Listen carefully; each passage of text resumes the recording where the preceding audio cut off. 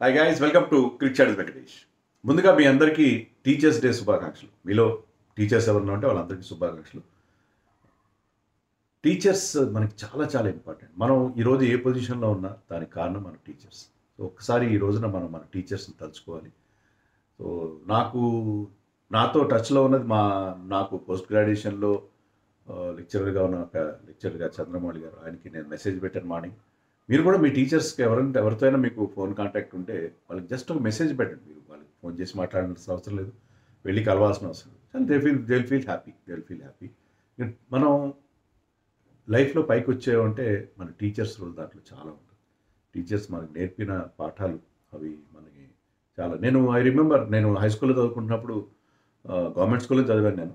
అక్కడ మా తెలుగు టీచర్ ఆయన వరదాచారి గారు, ఆయన తెలుగు చెప్పిన విధానం చూస్తే అప్పుడు నాకు ఎంత నచ్చిందంటే అప్పుడే నేను ఛందస్సుతో పద్యాలు ఆడడం మొదలుపెట్టాను. నాకు తెలుగులో 4 మొక్కలు వచ్చినాయంటే అది I always owe it to him, always remember him. అలాగే మీకు కూడా ఒక ఫేవరెట్ టీచర్ ఎవరు ఉంటారు, వాళ్ళు తలుచుకోండి. వీలైతే వాళ్ళని కాంటాక్ట్ చేసే ప్రయత్నం చేయండి. ఏషియా కప్లో టీమిండియా తమ ఫస్ట్ మ్యాచ్ 10th రోజున ఈ నెల 10వ తారీఖున ఆడబోతుంది. ఆడేది యూఏఈతో అయినా సరే. UAE is not a very strong team, but team 11 ఎలా ఉండాలి అనే ఎక్సర్సైజ్ అనేది not going to be easy, చాలా టఫ్. ఎందుకంటే మనం చెప్పుకున్నాం ఇండియాలో ఎంత టాలెంట్ ఉందంటే మనం 3 T20 టీమ్స్ తయారు చేయొచ్చు. అలాగే ఉన్న 15 మందిలో ఎవరైతే ఫైనల్గా మీరు సెలెక్ట్ చేశారో 15 మందిలో 11 ప్లేయర్స్ని పిక్ చేయడం కూడా అంత ఈజీ కాదు. ఎందుకంటే ఎవ్రీబడి ఈజ్ కాంపిటెంట్, ప్రతి ఒక్కరు 11లోకి రాగల కేపబుల్ ప్లేయర్సే ఉన్నారు టీంలో. మరి ఆ 11లో ఎవరు ఉండాలి, ఎవరిని పక్కన పెట్టాలని పెద్ద సమస్య.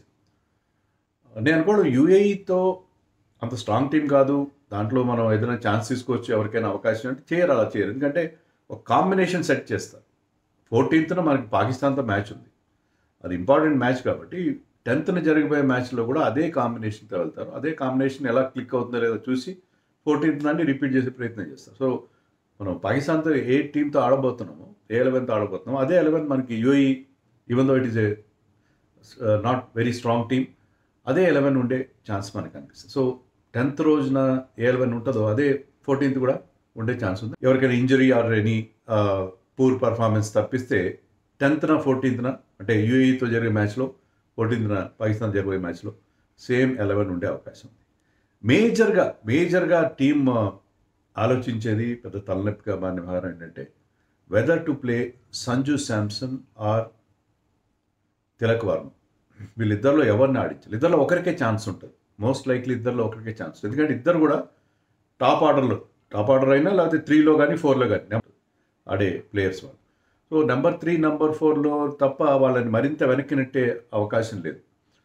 తిలక్ వర్మ ఆల్రెడీ నెంబర్ 3లో నేను ఆడతానని చెప్పి సూర్యకుమార్ని అడిగి మరీ నెంబర్ 3లో ఆడి ఆ నెంబర్ 3 పొజిషన్లో సెంచరీలు చేయడం కూడా మనకు తెలుసు. సో నెంబర్ 3 అనేది అతనికి బాగా కలిసి వచ్చినాం. సో ఈవెన్ సంజు శాంసన్ అతని ఇంటర్నేషనల్ కెరియర్ టేక్ ఆఫ్ అయింది ఎప్పుడు? Last year when he started playing in the as an opener. ఈసారి ఓపెనర్గా అవకాశం లేదు, ఆల్రెడీ ఓపెనర్గా గిల్ ఆడతాడనేది మనం ఆల్రెడీ డిసైడ్ చేసేస్తున్నాం మన team management. Gill will open with Abhishek Sharma. At least number 3లో ఆడాలి సంజు శాంసన్, ఆడాలి నెంబర్ 3లో ఆడాలి. సో నెంబర్ 3లో సంజు శాంసన్ ఆడాలి, అలాగే తిలక్ వర్మ నెంబర్ 3లో కానీ నెంబర్ 4లో కానీ ఆడే అవకాశం ఉంది. సో ఇది వాళ్ళిద్దరి మధ్య పోటీ ఉంటుంది. మీకు ఆ తర్వాత 5లో హార్దిక్ పాండ్యా, 6లో అక్షర్ పటేల్, 7లో somebody like Shivam Dube or Rinku Singh ఇలా ఉంటారు. కాబట్టి మీకు వీళ్ళిద్దరిలో ఒకరు మాత్రమే ఆడే అవకాశం నాకు కనిపిస్తుంది. It could be either Sanju Samson or Tilak Varma వరుసగా 2 సెంచరీలు చేసి సౌత్ ఆఫ్రికాలో. Sanju Samson actually has not done well against ఇంగ్లాండ్తో జరిగిన మన ఆఖరి T20 సిరీస్ లాంగ్ బ్యాక్ జనవరిలో ఎప్పుడు ఆడాం మనం. అప్పుడు ఆడిన 5 మ్యాచెస్లో కూడా ఫెయిల్ అయ్యాడు. 5 మ్యాచ్ల్లో ఫెయిల్ అయ్యాడు. ప్లస్ అతను షార్ట్ బాల్ వీక్నెస్ ఒకటి క్లియర్గా మనకు కనిపిస్తుంది. ఈ got out to short pitch deliveries or bouncers in all those 5 innings. So Sanju Samson case కాస్త వీక్ అయిందేమో అని అనిపిస్తుంది.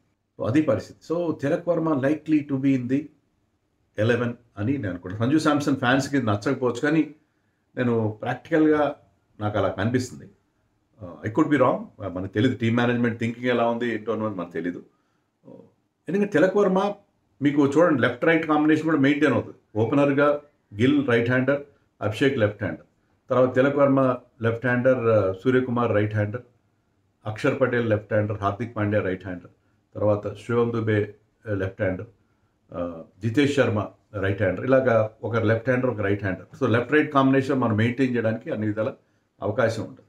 And Tilak Varma can give you couple of overs of of spin. Of spinners ఎవరు లేరు టీంలో, వాషింగ్టన్ లేడు. సో ఆఫ్ స్పిన్ ఆప్షన్ కూడా ఇస్తాడు. Sanju Samson is a keeper. So ఇవన్నీ ఫ్యాక్టర్స్ దృష్టిలో పెట్టుకుంటే తిలక్ వర్మకి ఛాన్సెస్ ఎక్కువగా ఉన్నాయేమో నాకు అనిపిస్తుంది. సో ఆ బేసిస్ మీద నేను ఈ 11 తయారు చేసే ప్రయత్నించాను. రెండోది, నేను ఆల్రెడీ ఇంతకుముందు ఒక వీడియోలో చెప్పినట్టుగా ఇండియన్ టీం ఇప్పుడు ఏంటంటే ఒక పెద్ద డైలమాలో ఏముంటుంది. ఇప్పుడు ఈ playing Bumrah, Harshdeep, Varun Chakravarthy and Kuldeep Yadav is wonderful. ఈ నలుగురు కనుక ఆడితే మీకు అద్భుతమైన బౌలింగ్ అటాక్. అండ్ మీ ఫిఫ్త్ బౌలింగ్ ఆప్షన్ ఎవరు ఉంటారు? హార్దిక్ పాండ్యా అండ్ అక్షర్ పటేల్, ఇద్దరు ఆల్రౌండర్స్. ఇద్దరు వాళ్ళు ఆ 4 overs కోట కానీ ఏదైనా షేర్ చేసుకుంటారు.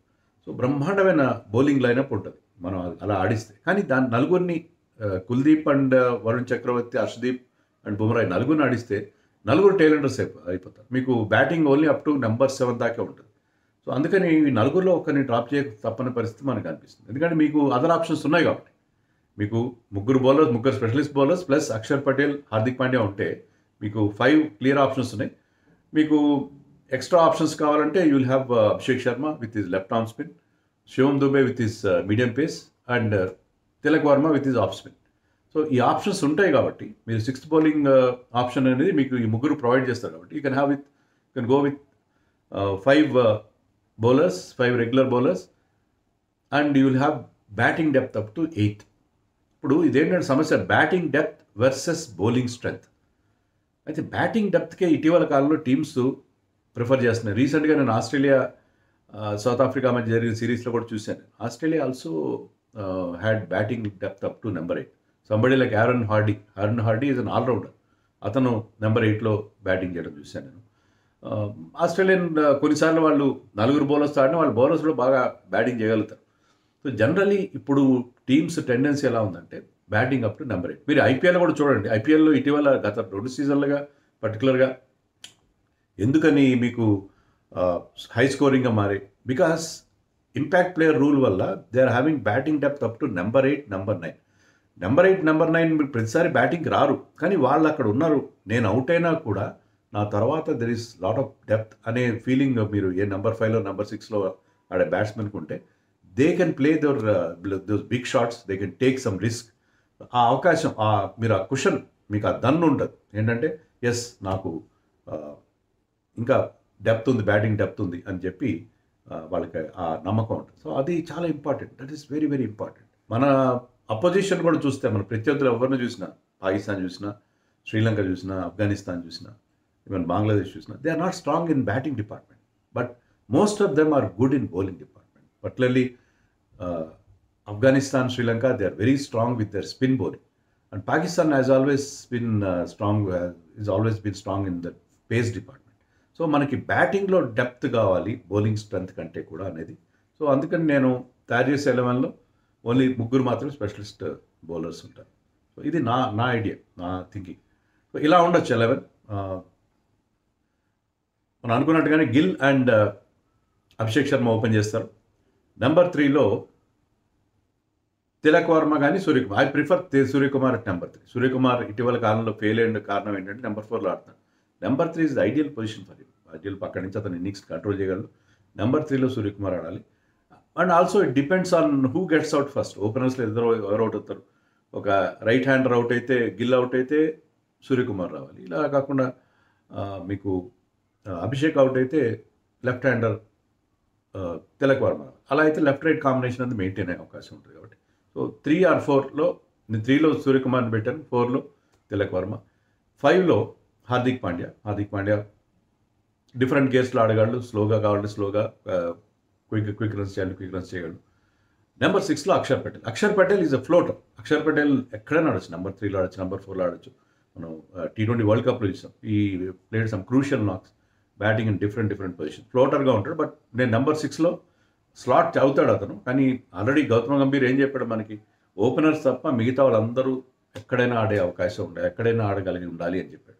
కాబట్టి అక్షర్ పటేల్ నేను I'm slotting at number 6, but he might bat even ahead of others also. Number 7లో శివం దుబే. శివం దుబే నేను ఎందుకంటున్నానంటే, శివం దుబే మీకు మీడియం పేస్ ఆప్షన్ ఇస్తారు. ఒకవేళ పిచెస్ అంత స్పిన్‌కి అనుకూలంగా లేవు ప్రస్తుతం అనుకుంటే, మీకు అక్కడ ఒక ఎక్స్ట్రా సీమ్ బౌలింగ్ ఆప్షన్ ఇస్తారు కాబట్టి Shivam Dube ahead of Rinku Singh. And Jitesh Sharma. Jitesh Sharma is a very good finisher. మనం మన సీజన్‌లో ఆర్సీబీకి ఎంత బాగా అతను పర్ఫామ్ చేశాడో చూసాం. సో అతను is a good finisher and I'm putting him at number 8. Number 9లో హర్షదీప్/కుల్దీప్. ఒకవేళ పిచ్ కనుక స్పిన్నర్స్కి అనుకూలిస్తుంది అనుకుంటే కుల్దీప్ని ఆడిస్తారు, లేదు అనుకుంటే హర్షదీప్ని ఆడిస్తారు. ఇద్దరిలో ఒకరు మాత్రమే ఆడే అవకాశం ఉంది. హర్షదీప్కి ఎక్కువ అవకాశాలు ఉంటాయి. ఎందుకంటే మీకు ఆల్రెడీ వరుణ్ చక్రవర్తి ఉన్నాడు, అక్షర్ పటేల్ ఉన్నాడు, అభిషేక్ శర్మ మీకు third spinning option, fourth spinning కావాలంటే తిలక్ వర్మ ఉంటాడు కాబట్టి మోస్ట్లీ నేను స్లాష్ పెట్టాను కానీ యాక్చువల్గా హర్షదీప్కి ఎక్కువ ఛాన్స్ ఉండే అవకాశం ఉంది. అండ్ బుమ్రా, వరుణ్ చక్రవర్తి, ఇది టీం ఉంటుందని చెప్పాను. సో నువ్వు ఉన్న దాంట్లో 15 మందిలో 11 మంది పేర్లు ఇచ్చే కదా అని మీరు అనొచ్చు. సంజు శాంసన్ కంటే, కుల్దీప్ యాదవ్ కంటే హర్షదీప్కి, తర్వాత తిలక్ వర్మకి ఎక్కువ అవకాశాలు ఉన్నాయని అనుకుంటున్నాను. సో హర్షిత్ రాణా, రింకు సింగ్, హర్షదీప్ అండ్ కుల్దీప్ యాదవ్, ఈ నలుగురికి 11లో చోటు ఉండని పరిస్థితి నాకైతే కనిపిస్తుంది. I could be wrong. అది ఎలా ఉంటుంది, టీమ్ థింకింగ్ ఎలా ఉంటుంది, వాళ్ళ కాంబినేషన్ ఎలా సెట్ చేస్తారనేది మనకు తెలీదు. నా ఐడియాలో అయితే 11 ఇలా ఉండే ఛాన్స్ ఉంది. నలుగురు స్పెషలిస్ట్ బౌలర్స్ని అయితే ఆడించారు. సంజు శాంసన్ కూడా అన్ఫార్చునేట్లీ మైట్ మిస్ అవుట్, తప్పని పరిస్థితి. ఎందుకంటే టీమ్ కాంబినేషన్లో అతను మిస్ అవుట్ అవుతాడేమో అని అనిపిస్తుంది. బట్ అతను నెంబర్ 3లో ఆడించే అవకాశం కూడా ఉంది. బట్ ఎలాగ అతనికి లాంగ్ రూప్ ఇస్తారా, లేకపోతే తిలక్ వర్మతో వెళ్తారా? తిలక్ వర్మకి ఒక ప్రాబ్లం ఏముందంటే అతను స్లో పిచెస్ మీద అంత బాగా ఆడని పరిస్థితి. మన ఐపీఎల్లో కానీ ఎక్కడైతే బాల్ నైస్గా బ్యాట్ మీదకి వస్తుందో అక్కడ అతను బాగా ఆడతాడు. ఇక్కడ మీకు జనరల్లీ యూఏఈ పిచెస్ చాలా స్లో పిచెస్ ఉంటాయి. ఆ స్లో పిచెస్ మీద మరి తిలక్ వర్మని ఆడిస్తారా నెంబర్ 3లో, నెంబర్ 4లో అనేది డౌట్. అలాంటప్పుడు Sanju Samson could be the choice. Jitesh శర్మనే ఉంటాడు అని అనుకుంటున్నాను. రింకు సింగ్, శివం దుబే ఇద్దరు ఆడే అవకాశం నాకు కనబడలేదు. Jitesh Sharma because he can be, Sanju ఆడినా కూడా జితేష్ శర్మని స్పెషలిస్ట్ బ్యాటర్గా, ఫినిషర్గా తీసుకునే అవకాశం కూడా ఉంది. The kind of finishing touch that he can give. Course Rinku Singh also similar player, కానీ రింకు, శివం దుబే ఇద్దరిని అయితే ఆడించారని అనుకోండి. ఇద్దరిలో ఒకరే ఉంటారని అనుకోండి. బట్ T20 వరల్డ్ కప్లో కూడా ప్రిఫర్డ్ దుబే ఓవర్ రింకు కదా. సో అది పరిస్థితి. ఇది నా 11, నేను అనుకున్న 11. మరి దీన్ని మీరు ఎక్కిపిస్తారో లేదో నాకు కామెంట్స్లో చెప్పండి.